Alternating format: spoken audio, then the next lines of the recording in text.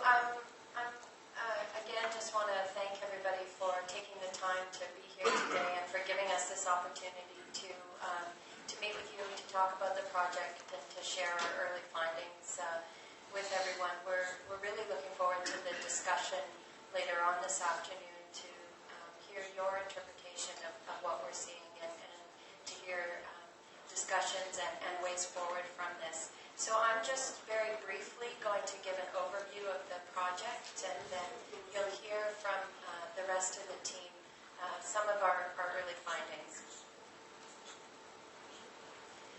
So as everyone here knows, female sex workers are at an increased risk of HIV globally.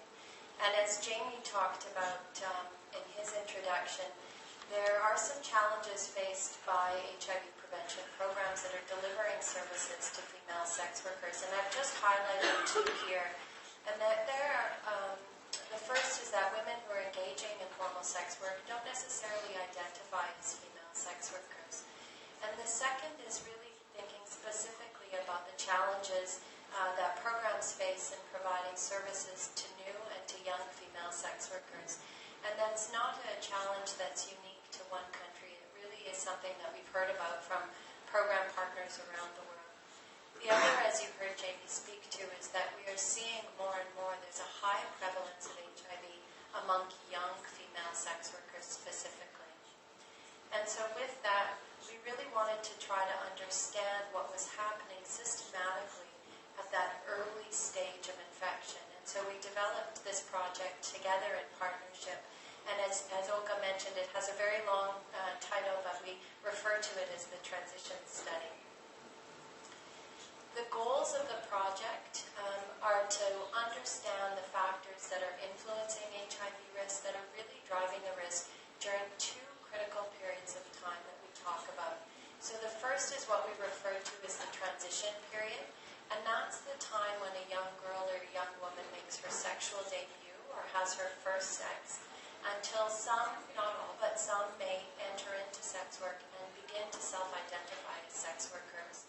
And the other is that access gap. So this is the period of time after a young woman might self-identify as a formal sex worker, but before programs are able to engage with her or before she's able to engage with programs.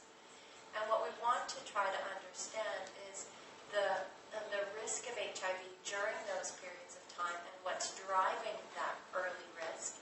And then also understand how the HIV acquisition that happens during those periods of time impacts what we're seeing in terms of HIV transmission, and thereby how that affects our ability to achieve control of the HIV epidemic.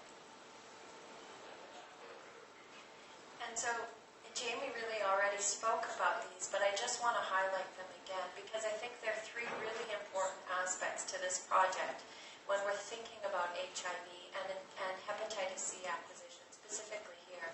And that is, when is this risk occurring? Among whom is risk occurring? And where is this risk occurring? And I'll walk through each of those. So when we think about when, what we're meaning here is how early in a young woman's life or her sexual life is she at risk of HIV or hepatitis C. And so this is a sort of cartoon of our central hypotheses, thinking about these two periods of time, the transition period and access gap, and the sexual life course. And we recognize in reality it's not a straight line, that it's a very fluid and moving process. But what we hypothesized going into this project is that HIV risk was at its highest early on during these periods of time, shortly after a young woman makes a sexual debut or has her first sex.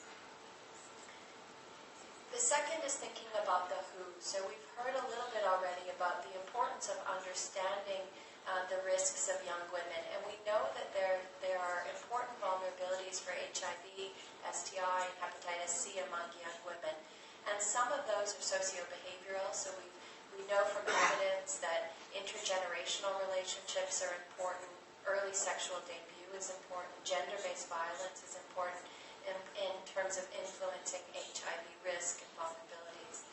And we also know there's some important biological mechanisms that drive HIV and hepatitis C risk among young women specifically. It relates to an immature cervix that a young woman has. She can have higher levels of genital inflammation and other high rates of STIs. And then if we come to this question of where, as you've heard about, we think about female sex workers as a key population, an important key population.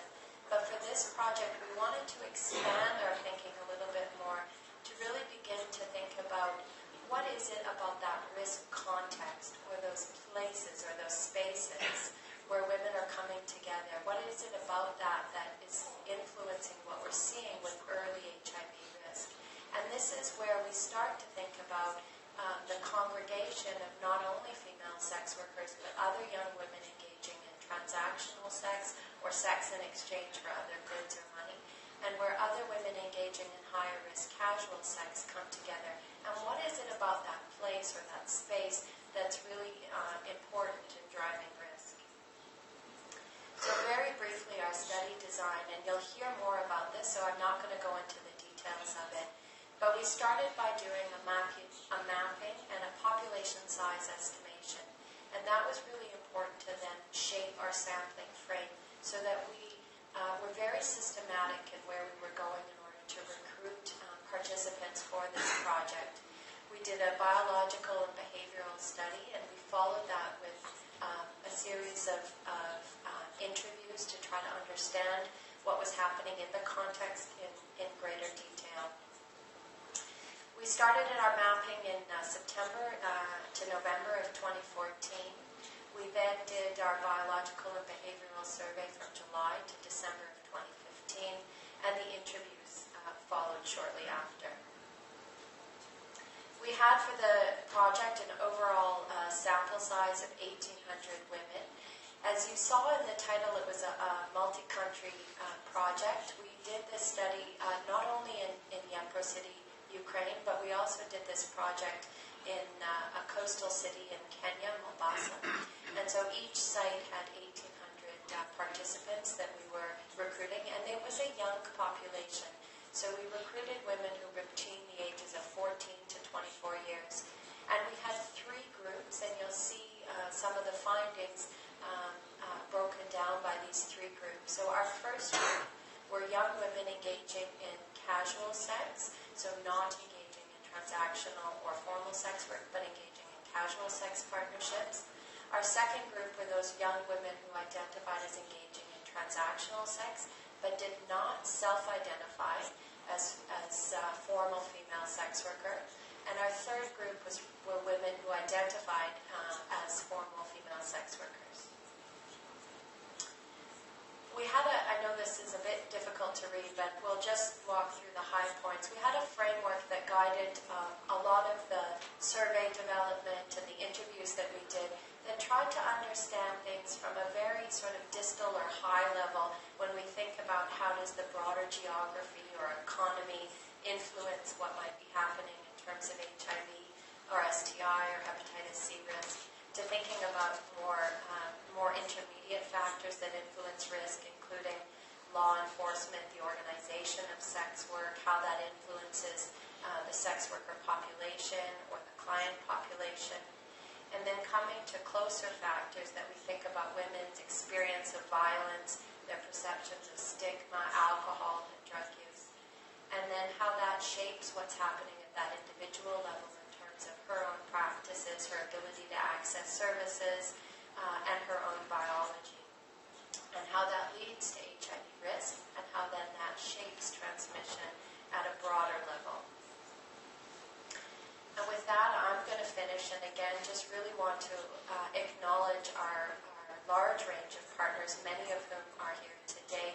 As you've heard Olga introduce our partners here in Kiev and in Dnipro City that were absolutely critical to this work taking place. You've met many of our colleagues around the table that were involved in the project, and there are many more faces and people that aren't able to be here today, but were really instrumental to the project development and the